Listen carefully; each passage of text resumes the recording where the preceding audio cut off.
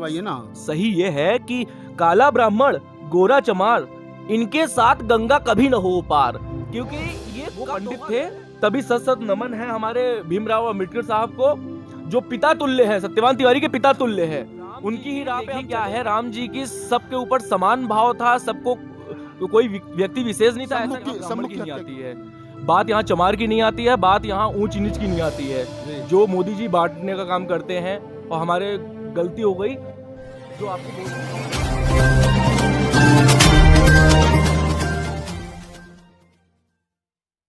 नमस्कार दोस्तों, मैं राहुल नागपाल और आप देख रहे हैं सोशल मीडिया। आज हमारे साथ हैं सत्यवान तिवारी। सत्यवान तिवारी माननीय मुख्यमंत्री जो हमारे उत्तर प्रदेश के हैं, योगी जी, उनके लोकसभा क्षेत्र से बिलोंग करते हैं, यानी कि प्रयागराज, और पूर्व में कहूँ तो इलाहाबाद से चल कर के किसान आंदोलन में आए हैं। हमारी इच्छा हुई कि उनसे बात की जाए।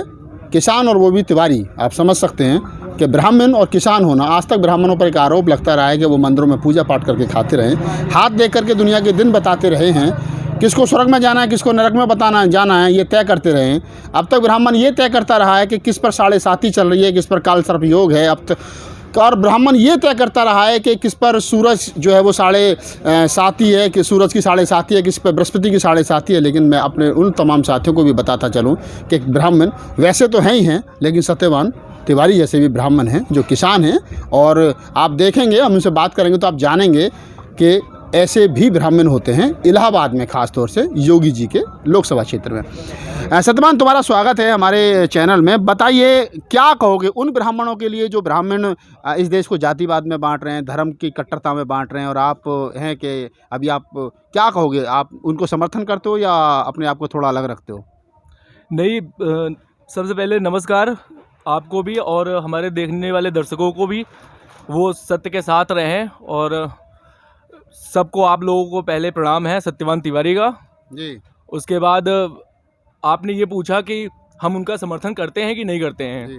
जो गद्दार ब्राह्मण कहलाते हैं। ब्राह्मण लिंग कर्म नहीं है ब्राह्मणों वाले जी। उनके लिए खास नसीहत सत्यवान तिवारी का। दूसरी बात ये है कि उनका समर्थन तो कोई भी, हिंदुस्तान का कोई भी अगर थोड़ा सा भी सेंसियर होगा तो वो समर्थन नहीं करेगा। बात यहाँ ब्राह्मण की नहीं आती है, बात यहाँ चमार की नहीं आती है, बात यहाँ ऊंच नीच की नहीं आती है। जो मोदी जी बांटने का काम करते हैं, और हमारे गलती हो गई जो आपको वोट दे दिया, ये हमारी सबसे बड़ी भूल थी। और भूल को सुधारा भी जा सकता है, क्योंकि माँ के पेट में से सीख के आए नहीं थे। एक बार धोखा मिल गया है अब, और सत्यवान तिवारी को जब लग गया है तो मैं समझ सकता हूँ कि नीचे वाले समझ सकते हैं। अच्छा, ब्राह्मण तो आगे की बताया था, हाथ दे के बताया था 10 साल बाद क्या होने वाला। वोट देने से पहले सोचा नहीं था, मतलब पत्रा चेक नहीं किया था ढंग से कि ये मोदी और योगी हमारे साथ क्या करेंगे? नहीं, तो ये हाँ, जो हाथ देखता है वो कोई भगवान नहीं हो जाता है, वो सिर्फ लोग कहते हैं ना कि मैं जो बता रहा हूँ इस बात को कोई काट नहीं सकता। तो फिर कैसे नहीं चेक किया पत्रे में कि मोदी जी को हम वोट दे रहे हैं, योगी जी को हम वोट दे रहे हैं, ये हमारे गोभी खोद देंगे? नहीं, बात तो सही कह रहे हैं आप, लेकिन होता है ना कि कोई भी भगवान नहीं होता कर्म के अनुसार। लेकिन अब ये है कि उन्होंने गद्दारी कर दिया, अब अगली बार से वो नहीं आएंगे। कुर्सी जो हमने दिया है, देखिए भगवान क्या होता है मैं आपको समझा दूं। भगवान ये होता है कि मंदिरों में हम जा रहे हैं, भगवान की आस्था है, बस एक यहाँ पे दीपक जलाना होता है। वो जब जलने लग जाता है, जल जाता है, तो फिर क्या होता है कि कोई बढ़िया इंसान होगा, उनसे हमारा मिलाप हो जाता है, वही भगवान हो जाता है जब काम हो जाता है हमारा। तो ऐसा तो नहीं है कि हनुमान जी की मैं व्रत रखता था या हनुमान जी की मैं पूजा पाठ करता था, हनुमान चालीसा किया करता था तो हनुमान जी साक्षात गदा लेके चले आए हों हमारे सामने। ऐसा नहीं है। मैं सबको, हिंदुस्तान को ये बताना चाहता हूँ कि भगवान किसी भी रूप में आके आपका काम कर देंगे। वो अब अगर आप उन ब्राह्मणों की देखें जो शूद्र को अलग रख दिए हैं और जाति पात में बांट दिया, हमारे मोमडन भाइयों को अलग रख दिए हैं, नफरत पैदा कर दिया है एक दूसरे में। ऐसा नहीं है, मुसलमानों के भी जहन में ये पैदा कर दिया है कि ये ब्राह्मण गलत है। ब्राह्मणों के जहन में पैदा करने वाले, ये जहर घोलने वाले यही लोग हैं जो पहचान जाओ। अब तो हमने पहचान लिया, लेकिन अब सबको पहचानना है। कौन लोग हैं ये? कौन लोग हैं ये सबको ही पता है अब, जिनका कार्य नहीं हो रहा है। हमारा भी बहुत बड़ी विडंगनाएं है हमारे साथ में, थोड़ी मोड़ी विडंगनाएं नहीं है। 26-27 साल के सत्यवान तिवारी हो गए, ब्राह्मण घर में जन्म लिए, कोई ज़्यादा नौकरी तो दिए नहीं हमें। हमने ये सोचा था कि इनका प्रचार प्रसार करके हमें एक नौकरी मिल जाएगी चपरासी की, और इनकी बातें ऐसी थी जो कोई आम आदमी नहीं सोच सकता। मोदी जी अब इस टाइप के हैं ये नहीं है जब उनके सामने बैठ के सत्यवान तिवारी 10 मिनट बात कर लेंगे तो उनके अंदर क्या है वो निकाल के हम बाहर रखेंगे। उनसे मिले तो है नहीं, अब वो भाषण दे दिए, वो भाषण लिखित किसका गया है, वो कोई सत्यवान तिवारी है या कोई शूद्र ही हो, कोई शूद्र हो, ब्राह्मण हो, जो योग करके अच्छा एक बात बताइए, इंसान कर्म के अनुसार बढ़ा है या जाति के अनुसार बढ़ा है? कर्म के अनुसार बढ़ा है। वो सबको ही पता है कि कर्म करोगे जैसा कर्म पता कहाँ है? कर्म के अनुसार तो डॉक्टर अम्बेडकर विश्व के सबसे चौथे बुद्धिमान आदमी थे, आज भी भारत में उनकी मूर्ति तोड़ दी जाती है। कहाँ कर्म? वो तो आज भी दलित हैं। नहीं, वो पंडित थे, तभी सत सत नमन है हमारे भीमराव अम्बेडकर साहब को, जो पिता तुल्य है, सत्यवान तिवारी के पिता तुल्य है। उनकी ही राह पे हम चले हैं, उनकी कई अच्छाइयाँ हमने ग्रहण कर रखी हैं। तो जो समाज में वो अब अपना इतिहास में नाम लिखा गए हैं तो उनको तो हम नमन कर ही रहे हैं, लेकिन जब हम रास्ते पे चलते हैं तो कई भीमराव अम्बेडकर हमें मिलते हैं और उनका सम्मान हमारे दिल में बना रहेगा। अच्छा, एक राम भद्राचार्य हैं जो हिंदू धर्म के बहुत बड़े वो हैं प्रचारक हैं। उन्होंने एक बात कही थी भगवान बुद्ध को लेकर के कि मोदी जी को नहीं पता कि बुद्ध ने कितना इस देश का नुकसान कर दिया, बुद्ध ने इस देश को अनात्मावादी बना दिया, बुद्ध ने इस देश को नापुंसक बना दिया। तो मतलब जिस बुद्ध ने विश्व में पहचान दिलवाई भारत की, उस बुद्ध से भी नफरत हो गई, क्यों? मैं बता तो रहा हूं कि इस समय हिंदुस्तान की हालत क्या है कि आज़ादी तो कह रहे हैं, 26 जनवरी और 15 अगस्त तो मना लेते हैं, लेकिन जब जीवन में आते हैं तो उनको पता अब खुद ही सबको पता होगा कि क्या हकीकत क्या है और हम भाषण क्या दे रहे हैं, झंडारोहण करके हम क्या बोल रहे हैं, वो कुछ है नहीं, ज़मीनी स्तर पे कुछ भी नहीं है, लेकिन भाषण दे देते हैं जैसे मोदी जी ने किया है। वो भाषण देने का काम करेंगे। बाकी ऐसे कई लोग हैं, कई हिंदुस्तान में मिले जुले हैं, वो ना हिंदू है ना मुसलमान है और ना सिख है ना ईसाई है। जो गलत है वो गलत है। अच्छाई और बुराई की लड़ाई है यहाँ पे। अब जो लड़ाई है वो अच्छाई और बुराई की रहेगी। उसमें माफ़ करिएगा कुछ मोमडन भी आ जाएंगे और ब्राह्मण तो सारे, मुझे लगता है कि अगर ब्राह्मण की बात आएगी ना, मोदी जी, योगी जी सारे के सारे उन्हीं कैटेगरी में है। एक ही घाट के चट्टे बट्टे हैं, ये एक ही घाट के पानी पीने वाले हैं। खुद ब्राह्मणों से इतना नफरत क्यों है तुम्हें? बहुत ज़्यादा नफरत, क्योंकि कर्म इनके सही नहीं है। एक तो मेरा छोटा भाई विभीषण निकल गया है, छोटा भाई हमारा विभीषण निकल गया। अब हम क्या करें, अब हम दूसरों को क्या कहें? और जो गालियां देते हैं, देखो राम जी हमारे पुरुषोत्तम श्री राम थे। पुरुषार्थ कैसे चला जाता है, पुरुषार्थ के साथ कैसे चला जाता है, सबको सामान्य भाव से कैसे रखा जाता है, वो तो हम राम जी से सीखेंगे। लेकिन रावण से भी सीखने वाली कई सारी बातें हैं, रावण से भी सीखने वाली बातें हैं। अब वो आप जब रामायण का अध्ययन करेंगे तो आपको स्वतः ज्ञान हो जाएगा कि हाँ हकीकत क्या है। तो रावण को मैं गलत नहीं कहूँगा, गलत मैं कहूँगा उस विभीषण को जिसने अपने भाई को ही मरवा दिया, जिसने अपने भाई को ही मरवा दिया। और न राम मिला न रावण, न राम मिला न रावण, न भाई ही रह गया और न ही राम जी मिले। राम जी ने भी अंतोगत का यही कह दिया कि ये रहा सोने की लंका और संभाल लो। अंदर गए तो एकदम वीराना सा खाली। वही हाल मोदी जी का है।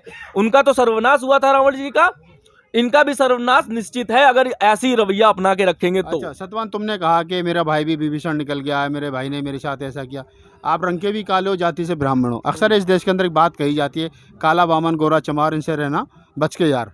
सही वाला बोलिए ना। हाँ बोलवाइए ना। सही ये है कि काला ब्राह्मण गोरा चमार, इनके साथ गंगा कभी न हो पार, क्योंकि ये कब धोखा दे दे।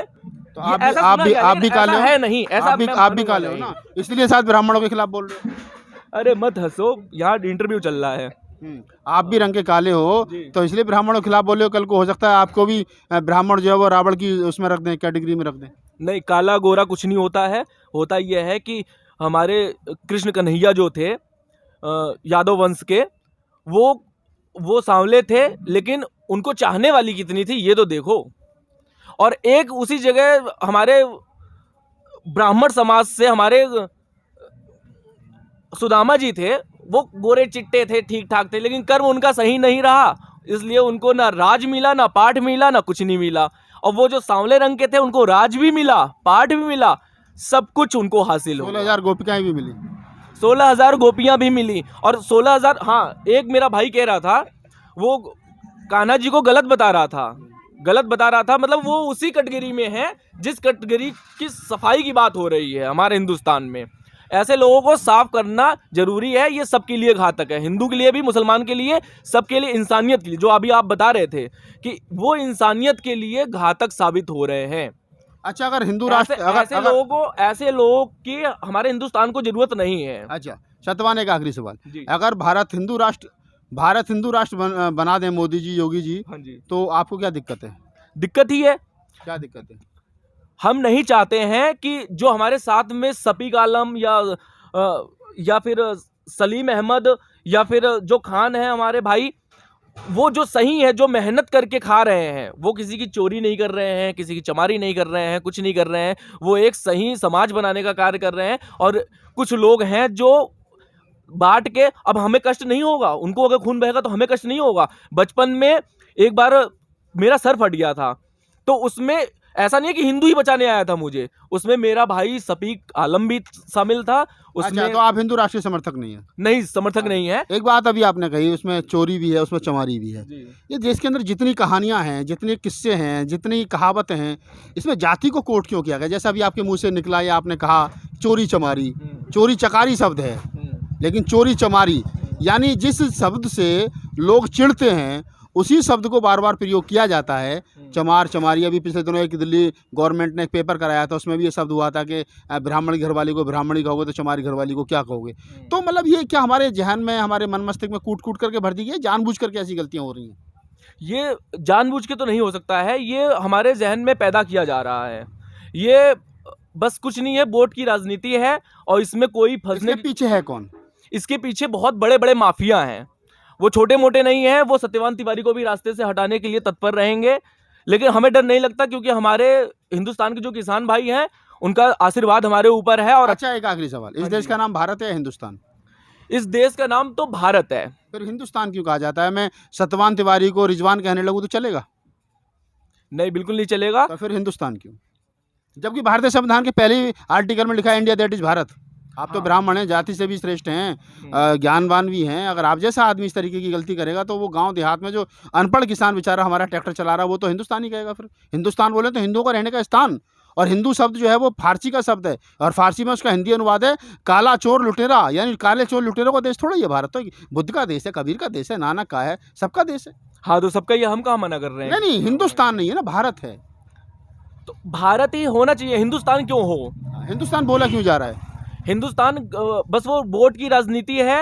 हिंदू तो ये मान लिया जाए कि ये मान लिया जाए कि सत्यवान को चुनाव लड़ रहा है इसलिए हिंदुस्तान करें आप?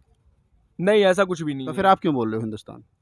हिंदुस्तान नहीं है, ये कुछ लोगों की है, वोट की राजनीति है, जो ये भड़काते हैं, भड़काने का कार्य होता है इनका।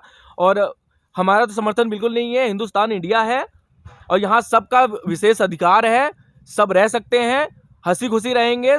देखो, 84 लाख योनियों के बाद एक इंसान का तन मिला है, उसमें भी हिंदू मुस्लिम करके और सिख ईसाई करके हम मर जाएं और समय से पहले ही चले जाएं, तो वो तो मुसलमान के लिए भी गलत है, और वो हिंदू ब्राह्मण के लिए भी गलत है, वो सिख के लिए भी गलत है, वो ईसाई के लिए भी गलत है। अच्छा, एक चीज़ और बताइए सत्यवान, अभी आपने 84,000 योनियों की बात कही, ये कैलकुलेशन कहाँ हुई है? योनि इतनी 84,000 योनि कहाँ लिखी गई हैं?